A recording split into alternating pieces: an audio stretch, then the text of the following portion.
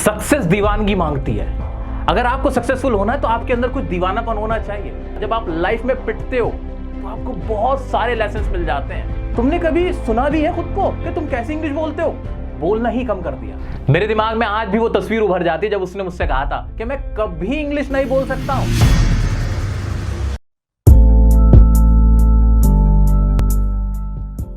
हमारी जिंदगी में कुछ ऐसे लोग आते हैं जो हमें कुछ सिखा के चले जाते हैं और जिन्हें हम कभी भूल नहीं पाते हैं।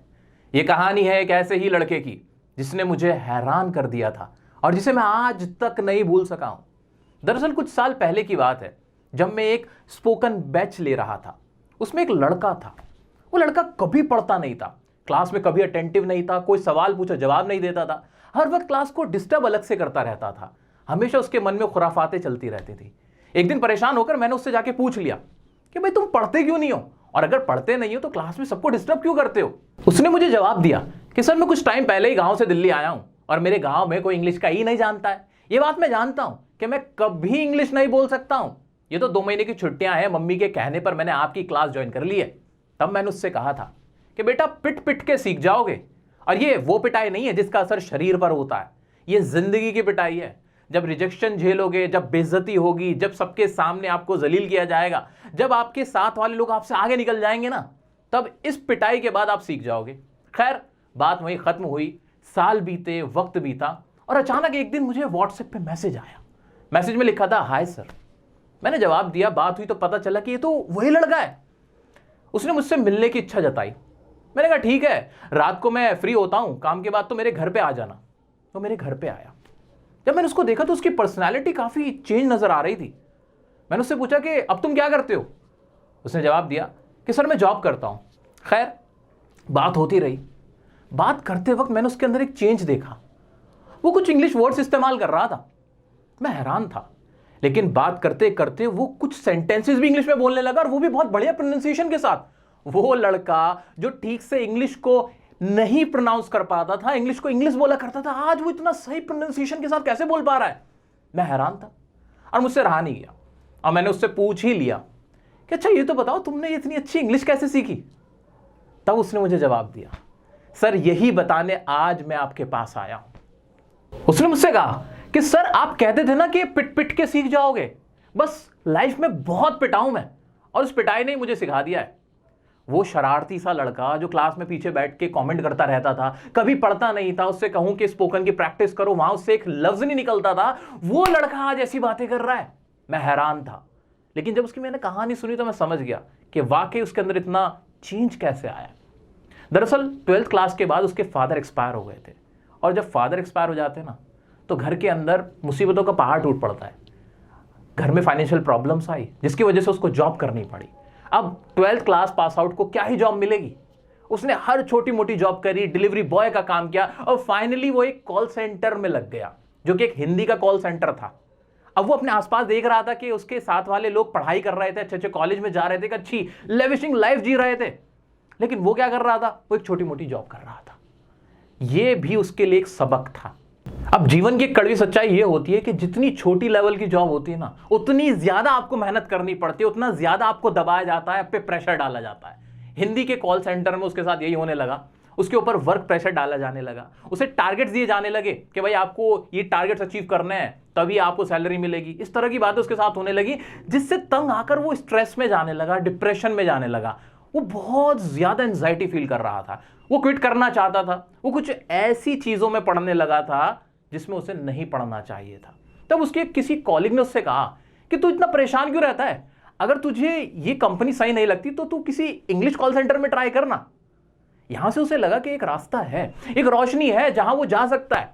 अब उसे इंग्लिश तो आती नहीं थी, पर जिसे जिंदगी अजाब लगने लगती है ना, वो हर काम करता है, और ना पढ़ने वाला भी फिर पढ़ता है। अब उसके सामने कोई ऑप्शन तो था नहीं, उसे किसी तरह इंग्लिश सीखनी थी ताकि उसका लेवल अप हो सके, वो किसी बेहतर जगह पे जॉब कर सके, लाइफ में स्ट्रेस कम हो सके। इसके लिए उसने सब कुछ किया। उसने पुराने अपने नोट्स रेफर करे, इंग्लिश सीखने की कोशिश करी जितना भी उससे हो सकता था, मिरर में देख के प्रैक्टिस करना, अकेले कमरे में रात को जॉब पे से आने के बाद प्रैक्टिस करते रहना, न्यूज़पेपर पढ़ने की कोशिश करना, लोगों को सुनना, ये सब कुछ उसने ट्राई किया। लेकिन उसकी लाइफ में असली टर्निंग पॉइंट आना अभी बाकी था। उसने एक कॉल सेंटर में इंटरव्यू दिया जहां उसे लग रहा था कि उसका हो जाना चाहिए। उस इंटरव्यू में उसने इंग्लिश में बात करने की कोशिश करी, लेकिन जो इंटरव्यूअर था उसने उसको डांट दिया। उसने उससे कहा, तुमने कभी सुना भी है खुद को कि तुम कैसे इंग्लिश बोलते हो? ये बात सुनकर वो सकपका गया। जाहिर सी बात है, उसका कॉन्फिडेंस बिल्कुल डाउन हो गया। लेकिन यहीं से उसे एक रास्ता दिखा। उसे ये बात घर कर गई कि तुमने कभी सुना भी है खुद को कि तुम कैसे इंग्लिश बोलते हो? ये बात उसे समझ में आ गई थी। इंटरव्यू में वो फेल हुआ, उसे जॉब नहीं मिली, लेकिन उसे एक रास्ता जरूर मिला। उसने खुद को सुनने की कोशिश की। इसके लिए उसने अपना फोन निकाला और खुद की प्रैक्टिस करते हुए उसने उसको रिकॉर्ड किया और उसने उसको सुना। तब उसे फर्क पता चला कि वो कितनी गलतियां कर रहा है, कितना बुरा लग रहा है वो इंग्लिश बोलते हुए। साथ ही वो बाकी लोगों को भी इंग्लिश बोलते हुए देखता ही था, फिल्म्स देख लेता था, वीडियोस देख लेता था, जहां उसे फर्क पता चला कि मैं कैसे इंग्लिश बोल रहा हूं और ये लोग कैसा बोल रहे हैं। और अब उसे एक टूल मिल गया था। क्या मिल गया था? टूल मिल गया था। अब उसे एक टूल मिल गया था जहां से वो जज कर सकता था खुद को भी। उसे किसी की जरूरत नहीं थी, ना उसके पास पैसे थे कि किसी महंगे कॉल सेंटर के लिए तैयार कर सके खुद को, किसी महंगी जगह जाके कोचिंग ले सके। उसके पास ये सब पैसे नहीं थे, वो तो खुद ही कर रहा था। और अब वो रिकॉर्ड कर करके खुद को सुनता था, अपनी गलतियों को ठीक करने लगा था। सक्सेस दीवानगी मांगती है। अगर आपको सक्सेसफुल होना है तो आपके अंदर कुछ दीवानापन होना चाहिए। उस लड़के ने ना बोलना ही कम कर दिया था, क्योंकि वो हिंदी में बोलना नहीं चाहता था। हिंदी में बोलेगा तो जुबान पे हिंदी रहेगी। वो सिर्फ और सिर्फ इंग्लिश बोलना चाहता था। इंग्लिश को अपने माइंड में और अपनी टंग पे रखना चाहता था। इसके लिए वो खुद से बातें करता, रात को कमरे में अकेले खुद से बड़बड़ाता रहता था, और सिर्फ इंग्लिश में। उसने सिर्फ उन लोगों से ही बोलने की कोशिश की जो इंग्लिश में उससे बात कर सके, ताकि एक बार उसकी प्रैक्टिस हो जाए, वो इंटरव्यू क्रैक कर ले और उसे जॉब मिल जाए। उसकी स्ट्रेटेजी बिल्कुल सही थी। उसके फोन में एप्स इंग्लिश के, डिक्शनरी इंग्लिश की, सब कुछ इंग्लिश का होता था। वो डिस्ट्रैक्ट बिल्कुल नहीं था। उसे समझ आ गया था, उसका गोल क्लियर था।